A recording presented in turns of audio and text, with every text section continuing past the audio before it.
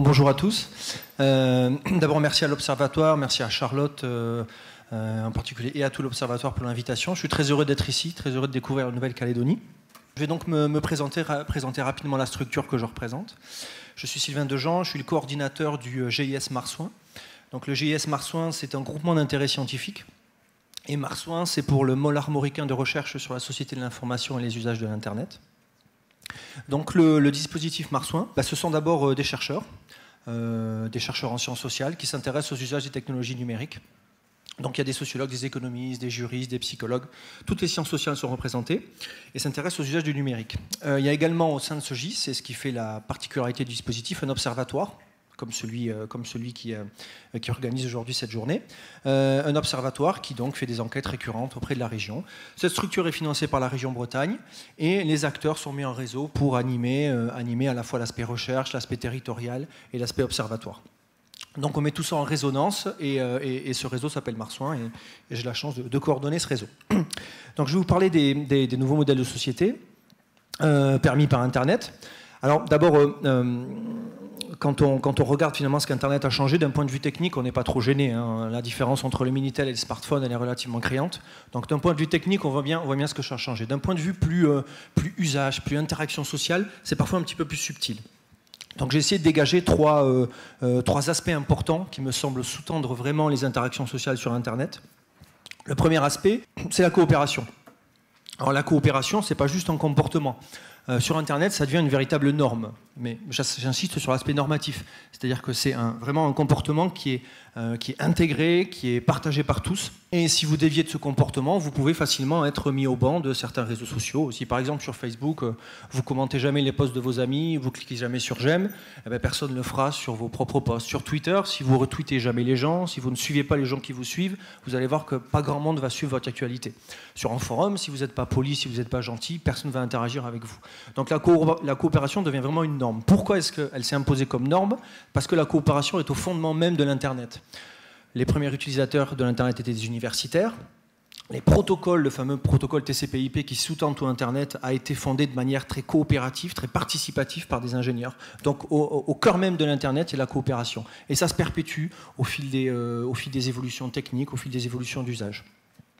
À tel point que même quand on regarde la manière dont les grands acteurs de l'Internet aujourd'hui, les Google, les Microsoft, les Apple, la manière dont ils interagissent sur le marché, on ne parle même plus de compétition, on parle de coopétition. Cette façon un peu hybride de coopérer de temps en temps et d'être en concurrence une autre partie du temps. Donc ça modifie même les structures de marché. À chaque fois, je vais essayer de donner des exemples un peu territoriaux pour illustrer ces différents aspects. La coopération, elle se fait donc pas que sur Internet, elle se fait aussi en dehors du web, entre les acteurs de l'Internet. À ce sujet, on voit, alors c'est quelque chose qui est en pleine explosion en métropole, c'est la construction d'un réseau de cantines. Les cantines, elles sont nées à Paris, dans le Sentier. On appelle ça des tiers-lieux. Donc on n'est pas vraiment dans une entreprise, on n'est pas dans une association, on n'est pas chez nous. On est dans un tiers-lieu où les acteurs se regroupent. Les acteurs privés, les acteurs publics, les acteurs associatifs, des étudiants, des chercheurs. C'est un lieu de passage, c'est un lieu de vie, c'est un lieu dans lequel on fait du coworking, c'est-à-dire que les gens se retrouvent, un webmaster se met à côté de quelqu'un qui a un business plan, qui se met à côté de quelqu'un qui est spécialiste du système d'information, travaille sur des choses différentes, discute, et puis petit à petit, des projets, de l'innovation émergent. Voilà l'intérêt de ces tiers-lieux, qu'on appelle cantines. Alors, il y a tout un réseau qui structure, aujourd'hui, il y en a 6 ou 7. Je peux même vous annoncer presque en exclusivité l'ouverture d'une cantine à Brest très prochainement. Donc voilà, une forme de coopération hors de l'Internet qui, pour autant, implique les acteurs du web, les acteurs du numérique en général. Une autre forme de coopération qui agit sur ce qu'est la matière première d'Internet sont les données. La coopération autour des données est quelque chose d'extrêmement important, d'extrêmement porteur aujourd'hui. Là encore, un phénomène dont on parle énormément, celui de l'open data. Alors l'open data, c'est avant tout une tendance un peu de fond, un peu philosophique, politique, d'inspiration plutôt libérale, c'est dans les pays anglo-saxons. L'idée, c'est que les citoyens, via les impôts, ont permis de constituer des bases de données, de constituer des ressources. Ces ressources doivent leur être rendues directement. Donc on ouvre les données. Les collectivités sont fortement incitées à mettre en place des plateformes sur lesquelles on va mettre à disposition des gens les données. Alors quelles données? Vous allez me dire, ça peut être des données de transport, ça peut être des données d'information d'informations géographiques, des données sur la manière dont ont été utilisés les impôts, ce genre de choses. Ces données sont mises en forme et elles peuvent être réutilisées par des acteurs. Des acteurs privés vont créer des applications smartphones pour le transport. Des journalistes vont s'approprier les données territoriales pour faire du journalisme de données, éclairer le citoyen. Tout ça participe un peu d'une nouvelle façon d'exercer la démocratie, si je puis dire. Plus de transparence, plus de données disponibles, plus de réutilisation de ces données de manière collective et partagée. La deuxième tendance de fond, c'est qu'Internet a donné énormément de pouvoir aux gens, à la foule. Évidemment, le propre d'Internet est d'être un réseau ascendant et descendant.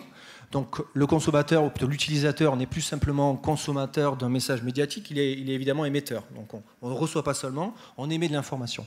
Et ce qui est intéressant, c'est quand tout le monde se met à émettre de l'information en même temps. Là, il peut se passer des choses assez fantastiques. Donc, c'est tout ce qu'on appelle le crowdsourcing, le crowdfunding. Ces phénomènes où les gens se regroupent et se mettent à faire à plusieurs, via de faibles contributions, des choses bien plus impressionnantes que peu de personnes auraient fait en y consacrant beaucoup de temps. Parce que je suis très clair, mais on trouve très facilement des exemples de crowdsourcing. Si on regarde du côté du territoire, moi, il y en a un qui me plaît particulièrement, c'est l'exemple de Fix My Street. C'est une plateforme, alors là, je crois que c'est au Canada. L'idée, elle est très simple, c'est que chaque citoyen, alors là vraiment dans du crowdsourcing citoyen, chaque citoyen est vigilant vis-à-vis de l'environnement urbain dans lequel il évolue.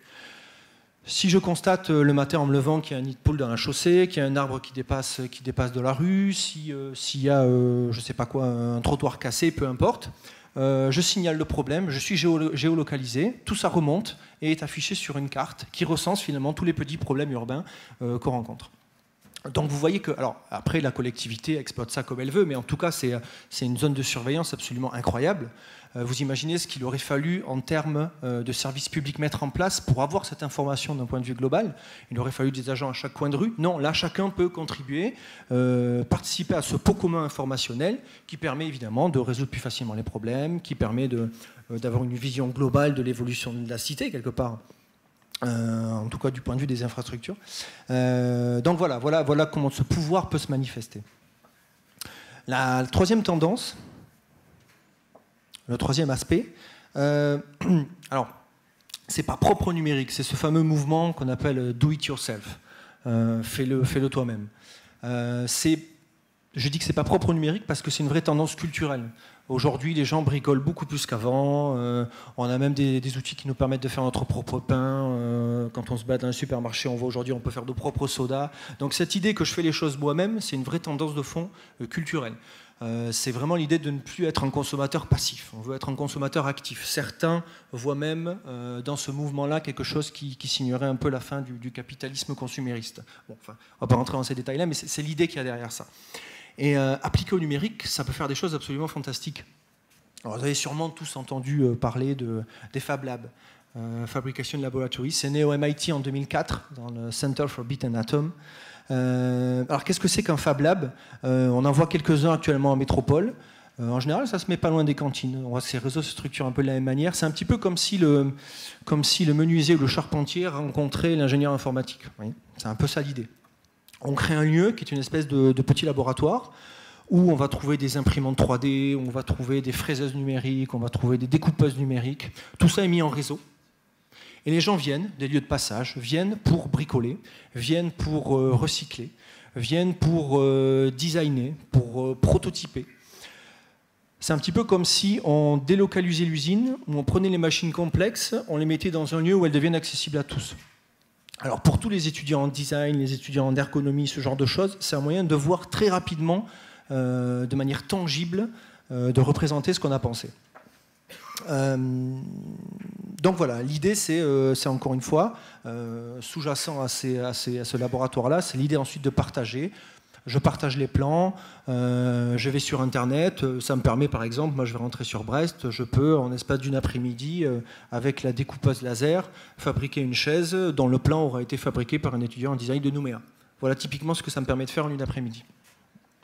Et alors je ne sais pas s'il y a des Fab Labs en construction dans la région de Nouméa, ça peut être intéressant, mais en tout cas, si vous passez sur Rennes, il y en a un fantastique qu'il faut aller visiter. Et enfin, la dernière tendance, un petit peu dans cette idée du do-it-yourself, c'est ce qu'on va appeler ça l'Internet des objets. Donc là, on a vu tout à l'heure, les consommateurs ne sont plus, les utilisateurs ne sont plus passifs, ils envoient de l'information. Ce qui devient fantastique, c'est quand les objets vont envoyer de l'information aussi. Les objets inanimés vont devenir des pourvoyeurs d'informations. On voit bien que là aussi, ça rencontre un peu ce que disait Paola sur les big data, c'est-à-dire que ça va encombrer le réseau de tout un tas de données.